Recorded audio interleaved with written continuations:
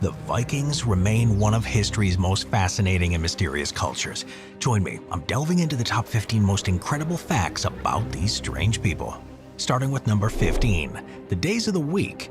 So kicking off this list is a bit of a mythology that we all use on a daily basis, literally.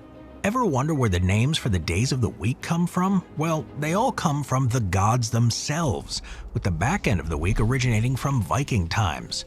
Wednesday means Woden's Day, which in Norse is Odin, the Old Norse equivalent to Mercury, who was the messenger of the gods and the Roman god of commerce, travel, and science. Woden, or Odin, was considered the chief god and leader of the wild hunt in Anglo-Saxon mythology, but the name directly translated means violently insane headship, not exactly the name of a loving and kind god. Woden is the ruler of Asgard, the home to the gods, and it's able to shift and change into different. The name comes from Old English Frigsdag, meaning Frigg's Day, with Frigg being just another name for Freya. Number 14, the Mead Hall. Well, the Viking people loved their mead. It's a fact. Mead, an alcoholic beverage, was traditionally consumed during social gatherings and religious observances in mead halls, thus the name. These drinking halls served as royal residences from the 5th century to the early Middle Ages. The Mead Hall served as the king's home, where he and his family lived, and as the community's nerve center where important political decisions were made.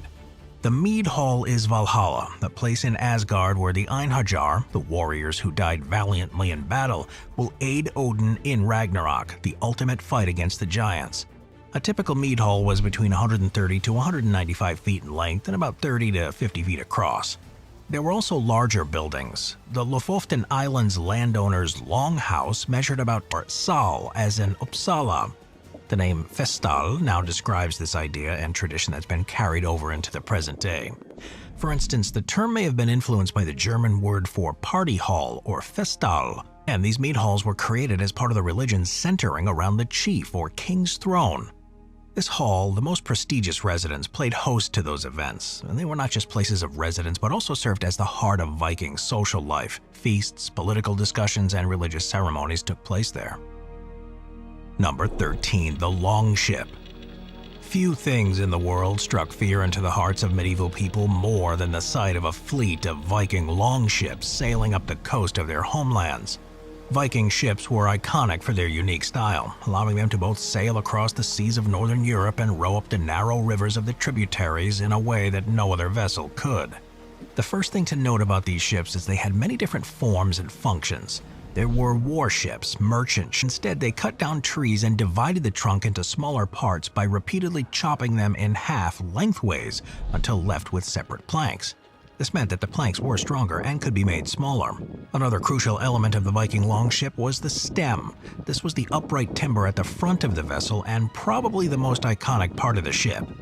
This streamlined hull tapered off into the narrow, elegant fore and aft stems. Step stems are where we see the clearest impact of the Viking Age on Scandinavian shipbuilding. These stems were made from a single piece of timber, carved to create the illusion that the planks all ran seamlessly into the top stem, creating a sleek look. The design of all these ships is pretty extreme, with a length-breadth ratio of over 6:1 and a shallow draft. These ships were incredibly unique for their time, but this made them perfect for raiding. The innovations in building techniques such as cleaving planks and the use of those overlapping boards influenced later ship designs in Northern Europe. The effectiveness of Viking longships allegedly performing seemingly impossible superhuman feats of strength. They would howl and growl like beasts, froth at the mouth, and launch attacks in fits of frenzy. In medieval Norse and Germanic history and folklore, berserkers were described as members of an unruly warrior gang that worshipped Odin, the supreme Norse deity. They were commissioned to royal and noble courts as bodyguards and shock troops, striking fear into all those who encountered them. Adding to their ferocity, they wore bear and wolf pelts when they fought, giving them the name berserker, meaning bear coat in Old Norse. The earliest known reference to the berserkers is found in the 9th century skaldic poem Hrafnsmal, which largely consists of a conversation between an unnamed Valkyrie and a raven discussing the life and martial deeds of King Harald Fairhair. While some researchers believe the berserkers worked themselves into a self-induced hysteria before fighting, others maintain it was sorcery or the consumption of specific plants. Berserkers were indestructible, immune to fire and the strike of a sword, continuing their rampage despite injury. In the year 1015, Jarl Eirik Håkonson of Norway outlawed berserkers, and the medieval Icelandic law code Gragas sentencing berserker warriors to outlawry.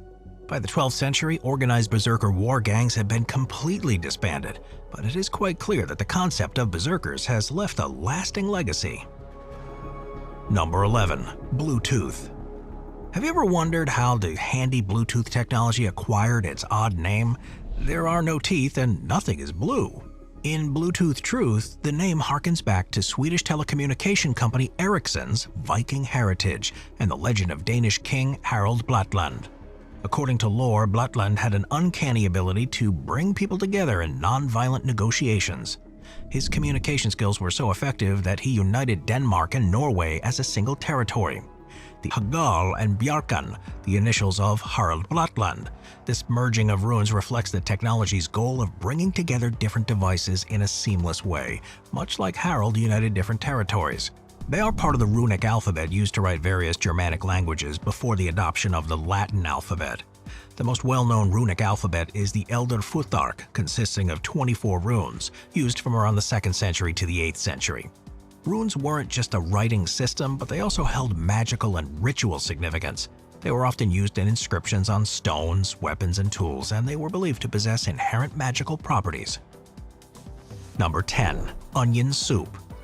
While Vikings at large weren't the warmongering warriors that we see on television, they still got into their fair share of scraps, which means serious needs for medicine. During the Viking Age, survival required both physical strength and innovative thinking. The harsh climates and frequent battles meant that resources and assess the severity of the injuries to determine if the person could be saved. In an innovative method, Viking healers would feed wounded warriors a strong, pungent onion soup. This simple but effective diagnostic tool had a critical role. It helped the healers determine whether a wounded warrior's stomach or bowels had been perforated. After the warrior consumed the onion soup, the healer would wait a few minutes and then sniff the wound. If the distinct smell of onions emanated from the wound, it indicated that the stomach wall or intestines had been perforated. This was because the scent of the onion could travel through the perforation and be detected outside the body. This method of using onion soup was really clever because it provided a clear and quick indication of an injury. A bad stomach wound would usually mean a septic infection, which without modern medical interventions would result in a world of hurt. By detecting the onion smell through the wound, healers could determine that the injury was beyond their ability to heal. Therefore, they would use their limited medicinal herbs too. Animals are relatively commonplace in Viking stories, from Odin's ravens to the wolf Fenrir. Perhaps the most significant cats referenced in Old Norse tales are Freyas Cats. Freya was the most renowned of the Norse goddesses, in charge of fertility, battle, and love. According to Nordic tales, Freya frequently drove a chariot pulled by 2 giant gib cats, which were blue or gray in color. These felines were apparently a gift from Thor and were used to travel to the funeral of Baldur, Freya's son. The cat was also Freya's sacred animal, and some Vikings believed treating cats well would earn them favor from Freya. Cats have a notable presence in Norse mythology and Scandinavian folklore. Other cats include Jormungandr, a mighty serpent who transforms himself into a cat in a story about the frost giants tricking Thor. Even Fenrir the wolf was said to be restrained by a chain with 6 magical properties, including the sound of a cat's footsteps. Scandinavian folktales also feature cats, such as a story around the world. The first migration took felines from the Middle East to Europe and Africa. The second migration began in Egypt, enabled by the introduction of boats. Cats on boats traveled throughout the world, including Scandinavia. In 2016, researchers sequenced the DNA of 209 felines, the remains of which have been found at various archaeological sites, dating from 2,700 years ago to 15,000 years ago. What they discovered was the cats expanded geographically in 2 waves. During the first wave, the feline critters traveled from the Middle East to the eastern Mediterranean, an area known for its fertile land.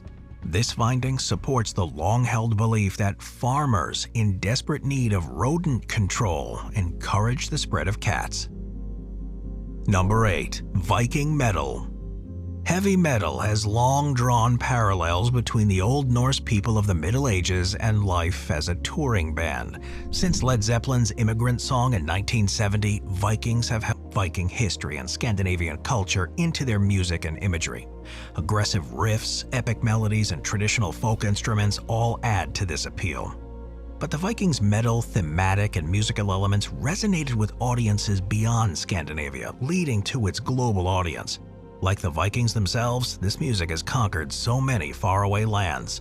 Bands from countries such as Germany, Finland, and the United States embraced the genre and expanded its auditory boundaries. Lyrical themes in Viking metal revolve around Norse mythology, historical events, and cultural motifs. These themes can range from tales of Viking raids and battles to reflections on Norse cosmology, honor codes, and the clash between old and new beliefs and Christianity. Another defining feature of Viking metal is the inclusion of folk instruments that harken back to Norse traditions. These may include flutes, hurdy-gurdies, fiddles, and traditional Nordic string instruments like the nyckelharpa. Folk instruments add to explore these sources further. Moving on to number 7, Ulla. Among the pantheon of Norse gods, Ulla occupies a somewhat enigmatic yet intriguing position. While not as widely celebrated as figures like Odin and Thor, Ullr's significance is deeply rooted in the cultural and practical aspects of life in ancient Scandinavia. His story serves as a bridge between the pre-Viking Age beliefs and what we recognize today as Norse mythology. Ullr's lineage is a topic of scholarly debate. It's widely accepted that his mother is Sif, the goddess associated with fertility and grain, while Thor is mentioned as his stepfather. However, Ullr's biological father remains unnamed in the texts. Despite this ambiguity, though, it's clearly associated with the Aesir, one of the primary tribes of gods in Norse mythology. He's also noted as the half-brother of Thruda, Thor and Sif's daughter, who depicted as either a goddess or a Valkyrie. Now, with widespread origins, Ullr's association with this winter sport is deeply embedded in Norse culture and religious practices. The name Yadalir, which translates to yew-dales, is significant in this context.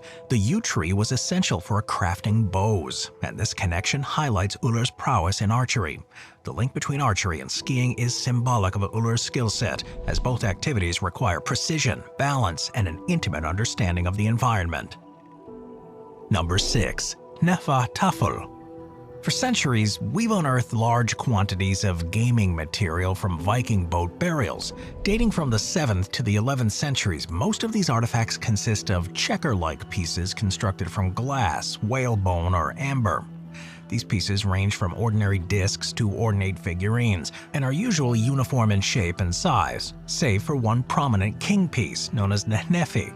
Experts will tell you that the game was much more than a frivolous way to kill time between. The presence of this game in Viking burials signifies its deep cultural meaning. Archaeologists have discovered boards and pieces placed on or near the deceased, indicating that the game was seen as a desirable aspect of the afterlife. In some cases, gaming pieces were even found on top of graves, suggesting a ritualistic significance. Martin Rundqvist and Howard Williams, who excavated 23 amber game pieces in southern Sweden in 2005, speculated that Vikings may have viewed the placement of these items as a means of assisting the deceased's transformation into the afterlife. Stories often use the game as a metaphor for military strategy and life's changes, making it an accessible and resonant symbol for contemporary audiences. Number 5. Beowolf. Perhaps the oldest surviving long poem in Old English, Beowolf, is widely regarded as perhaps one of the most important works of Old English literature. While the date of the poem's composition is still debated, it's certain that the physical manuscript was produced sometime in existence. If you don't already know, Beowulf is set in Scandinavia, and it follows the adventures of its eponymous hero Beowulf, a Geatish warrior from an area now part of modern Sweden. The narrative begins with Beowulf answering a call for help from the Danish king Hrothgar, whose great hall, Heorot, is being terrorized by a monstrous creature named Grendel. Grendel, tormented by the sounds of joy he cannot partake in, attacks Heorot and his men as they sleep in the Mead Hall. In response, the hall is abandoned and a call for aid is sent out. Beowulf arrives to confront Grendel, engaging the monster in a fierce battle without any weapons. Though Beowulf's men attempt to assist him, the swords cannot pierce Grendel's skin. But with any good piece of folklore, you gotta wonder how much of it is based in reality. The events of Beowolf take place over much of the 6th century, a period when the Anglo-Saxons were beginning to settle what would become England and still maintain close ties to their Germanic kin. As such, the Sweden in 1874, which revealed the remains of a powerful man buried around 575 AD on a bear skin with 2 dogs and rich grave offerings, consistent with the description of a wealthy man's burial in Old Norse sources. This discovery has led some to speculate that the poem may reflect actual historical events and figures. Number 4. The Valkyrie. The Valkyries of Norse mythology stand as some of the most captivating, powerful, and coolest figures in all of ancient lore. Revered for their prestige and formidable presence, they were among the few groups of warrior women endowed with significant influence over both the mortal and divine realms. Clad in iron chainmail adorned with swan feathers and helmets, and wielding spears with unflinching courage, the Valkyries descended from the heavens upon their ethereal horses, their guttural cries resonating across the battlefield. Their mere presence was enough to instill both awe and terror among mortal soldiers. Some offer a more peaceful afterlife, where the chosen warriors lead a simple and pleasant existence. Among the Valkyries, Brunhild is probably the most famous. Her story is prominently featured in the Volsunga saga. In these accounts, Brunhild is depicted as extraordinarily strong and powerful. However, her narrative also involves significant elements of enchantment and tragedy. In the Volsunga saga, Brunhild is placed under a spell by Odin for disobeying him in battle. She's imprisoned within a ring of fire and falls into a deep sleep, only to be awakened by Sigurd, a warrior of noble lineage. The tale of Brunhild highlights the complex nature of the Valkyries. While they are associated with Odin and have the ability to influence the outcomes of battles, their actions and choices are also subject to personal emotions such as jealousy and revenge. The status of the Valkyries evolved over time. In later literary and historical records, their role diminishes from that of divine warrior maidens to that of mortal shield maidens, women who fought along others. Nearly 500 years before Columbus set sail in 1492, a group of intrepid Vikings ventured across the Atlantic, marking their presence in North America. Among these early explorers, Leif Erikson stands out as a pioneering figure who, according to Norse sagas, reached the shores of what is now Canada. Leif Erikson was born around 970 AD in Iceland, the son of Eric the Red, known for his colonization of Greenland. Leif's family included his siblings Freydis, Thorstein, and Thorvald. Raised in Greenland, Leif's life was characterized by both exploration and leadership. Unlike his father and grandfather, Leif was not banished, but sought adventure beyond his homeland. He was married to Thorgunna, with whom he had at least 2 sons, Thorgils and Thorkel. Leif's journey to the New World was driven by a combination of curiosity and opportunism. According to the saga of Eric the Red, Leif's voyage to North America was an unintended detour. After converting to Christianity correspond to modern-day Baffin Island. Their most significant landing was on the northern tip of Newfoundland, where they established a base camp and named the region Vinland or Wineland due to its abundance of wild grapes and favorable conditions. Leif's expedition spent a winter in Vinland, benefiting from the region's milder weather compared to Greenland. They explored the area's lush meadows, rivers teeming with salmon, and the prolific grapevines. Upon returning to Greenland with timber and grapes, Leif Erikson and his crew made a substantial impact. Although Leif himself didn't return to North America, his exploration, however, was not the end of Norse incursions into the New World. Vikings continued to visit Vinland for at least a decade after Erikson's voyage.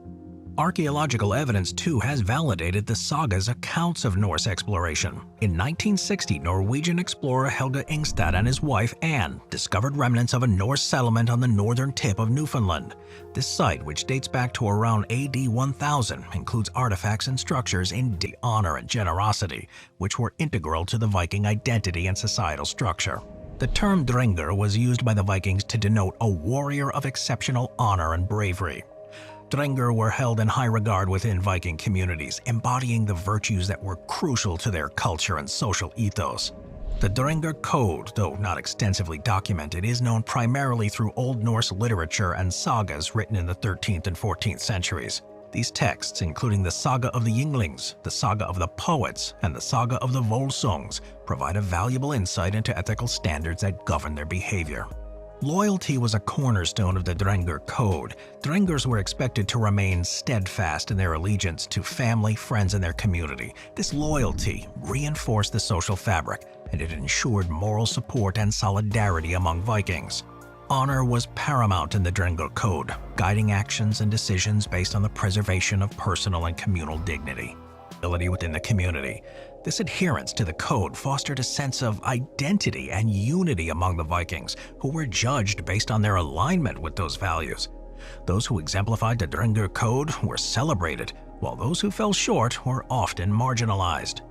The Drengr Code reveals the depth of moral and ethical considerations that governed Viking life, offering a more nuanced view of their society beyond the stereotypical image of ruthless warriors. Number 1. Ragnarok. In the realm of Norse mythology, few tales are as grand and cataclysmic as that of Ragnarok. This apocalyptic saga unfolds as the ultimate end-of-the-world scenario, where the cosmos itself is tested in a final titanic clash between the forces of order and chaos. The harbinger of Ragnarok begins with an unprecedented harsh winter known as the Fimbulvetr. This relentless season marked by unending snows, marking the beginning of the end. As the signs of Ragnarok come to fruition, Loki, the trickster god bound to a cliff as a punishment for his treachery, will break free. He will lead a horde of giants and monsters on a ghostly ship constructed from the nails of those long gone. This ship, known as Naglfar, will ferry its strange cargo to the battlefield of Vigrid, where the final confrontation will ensue. Against them will stand the Aesir, the pantheon of gods led by Odin. The scene is set for an epic conflict involving legendary figures such as Fenrir the Wolf, the flame giant Surtur, and the monstrous hound Hati. Thor, the thunder god, will battle the Midgard serpent Jormungandr, only to perish from its venomous bite. Odin will confront Fenrir and meet a grim fate, while the fire giant Surtur's flames will engulf the earth, annihilating all life. Well, despite the devastation, Ragnarok is not the end, but a prelude to renewal. As the world sinks into the ocean, it will have oars for the natural cycles of change observed in the world, such as the rotations of day and night, the changing seasons, and the perpetual circle of life. Thanks for watching, everybody. I'll see you next time.